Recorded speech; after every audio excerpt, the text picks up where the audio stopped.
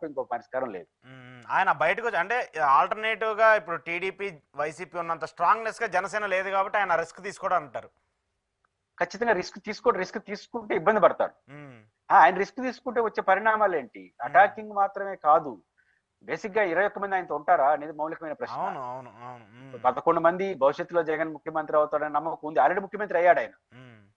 భవిష్యత్తు 4 ఏళ్ళ తర్వాత ముఖ్యం. అట్లాంటి 11 మందిలోనే వాళ్ళు సోషల్ మీడియాలో రాస్తారు కదా, ముగ్గురు రెడీగా ఉండారు, ఇంకొక ఇద్దరు సిద్ధంగా ఉండారు, ఇట్లాంటి చర్చ నడుస్తా ఉంది. కాబట్టి అట్లాంటి పర్సన్ ఆయన 60 మంది 23 మంది వెళ్ళిపోయినారు పెద్ద పెద్ద వాళ్ళే.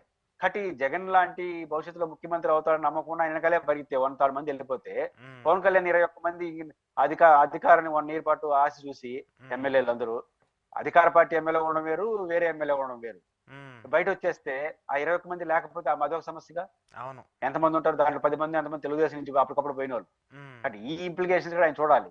పవన్ కళ్యాణ్ గారు 1 ఇయర్ లోనే ఇటు వెళ్ళిపోవడం, మేము నచ్చక 10 మంది వెళ్ళిపోతున్నాం అనుకో, మొత్తం మొదటికి వస్తుంది. దాన్ని తట్టుకోవడం అంత సులభం కాదు, తెలుగుదేశంతో ఉండి తట్టుకోవడం అంత సులభం కాదు, వ్యతిరేకంగా పోవడం. పవన్ కళ్యాణ్ ఒకసారి అప్పుడు ఫేస్ చేయడం ఇండివిజువల్. మీరు జనసేన పోటీ చేయకుండా ఒకరే ఉన్నారు, బయట వచ్చేసినాడు. ఎవరు ఉంటారో ఆయనతో ఎవరు ఉంటారో తెలియదు. 11 మంది ఉన్నారు, టెక్నికల్ గా 20 మంది, 20 మంది ఎవరు ఉంటారో ఎవరు తేలిపోతుంది.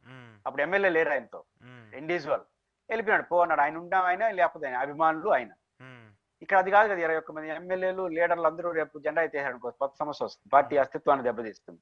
బట్ ఆ ప్రాబ్లం ఉంటాయి కాబట్టి పవన్ కళ్యాణ్ గారు ఇప్పట్లో అసాహసం చేస్తాను నేనైతే అనుకో. అంటే బీజేపీ ఒక గేమ్ ప్లాన్ ఆడొచ్చు. మహారాష్ట్రలో గతంలో షిండే చేసిన తరహాలో ఏపీలో కూడా పవన్ కళ్యాణ్ అడ్డుపెట్టుకొని రాజకీయం కూడా చేయొచ్చు అనేటువంటి ఒక వ్యాఖ్యలు చాలా మనం పెద్ద ఎత్తున వింటూ ఉన్నాం, మీరు కూడా వినే ఉంటారు. అలాంటి పరిణామాలు ఉంటాయి ఏపీ రాజకీయాల్లో, జరుగుతుందా అసలు? అంటే షిండే ఇస్ నాట్ పవన్ కళ్యాణ్ కదా, షిండే ఈజ్ ఇంటర్నల్ శివసేన.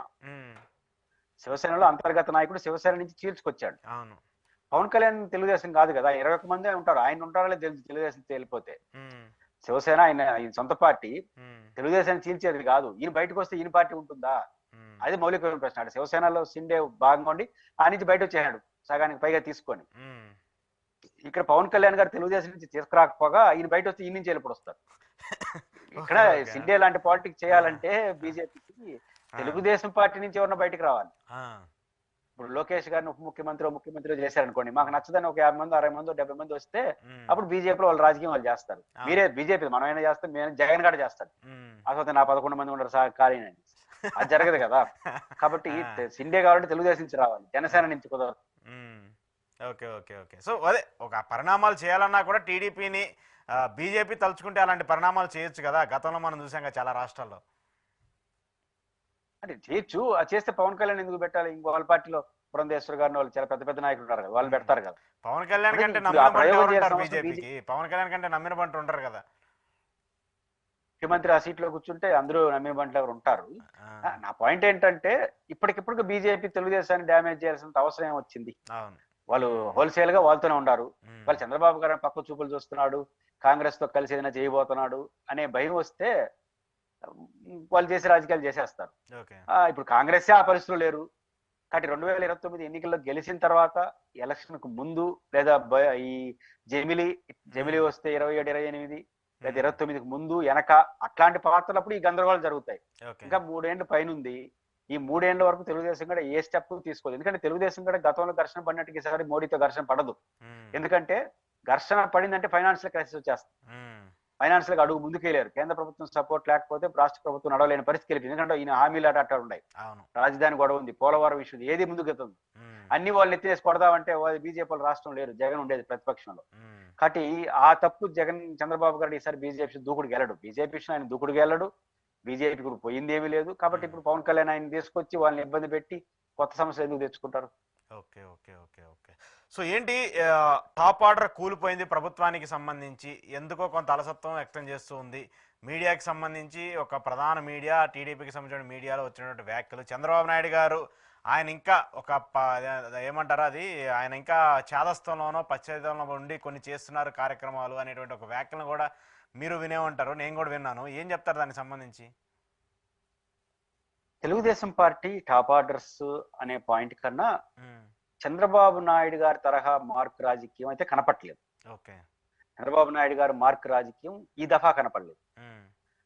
ఉమ్మడి రాష్ట్రంలో 10 ఏళ్ళు ముఖ్యమంత్రిగా కానీ 14 నుంచి 19 విడిపోయిన ఆంధ్రప్రదేశ్ ముఖ్యమంత్రిగా చంద్రబాబు గారి పరిపాలన పట్ల భిన్నాభిప్రాయాలు ఎలా ఉన్నా ఆయనకంటూ ఒక మార్కు రాజకీయం కనపడేది. ఆయన చాలా ప్రతిపక్షానికి అవకాశం ఈ రాజకీయం చేస్తాడు, తప్పైనా ఒప్పైనా. కానీ ఈసారి ప్రతిదీ ప్రతిపక్షానికి అవకాశం ఇచ్చే రాజకీయం చేస్తున్నాడు. రాజకీయాల్లో తప్పు ఒప్పు సెకండరీ, ప్రైమరీగా నా చుట్టూ రాజకీయం నడిస్తే నేను సక్సెస్ అవుతాను. బట్ చంద్రబాబు నాయుడు గారు ఎప్పుడు కూడా తన చుట్టూ రాజకీయం నడిపే ప్రయత్నం చేస్తారు, ఉమ్మడి రాష్ట్రంలో కానీ విడిపోయిన రాష్ట్రంలో కానీ. కానీ ఫస్ట్ టైం జగన్ చుట్టూ రాజకీయం చేస్తున్నాడు. ఇది ఆ పార్టీకి అది టాప్ ఆర్డర్ కూలిపోవడం అంటే, ఆ మౌలికమైన కూలిపోవడం అంటే అదే. ఎందుకంటే ఇప్పుడు జగన్మోహన్ రెడ్డి గారు ఘోర పరాజయం, పైపెచ్చు ఆ పార్టీకి వెన్నుముక లాంటి కులాలు, ఇంకా రెడ్డి కమ్యూనిటీ లాంటి కుటుంబాలు తీవ్ర అసంతృప్తి. ఈ దశలో చంద్రబాబు గారు అధికారం చేపట్టమంటే దాన్ని పెంచాలి ఇంకా. అంటే జగన్ గారు బయటికి రాలేని వాతావరణం ఉన్న దశలో ఆయన బయటికి వచ్చే కార్యక్రమం మనం ఇవ్వకూడదు ఆయనకి. నువ్వు ఆపితే ఆపడు కదా, ఆయన పట్టుకొని వస్తాడు.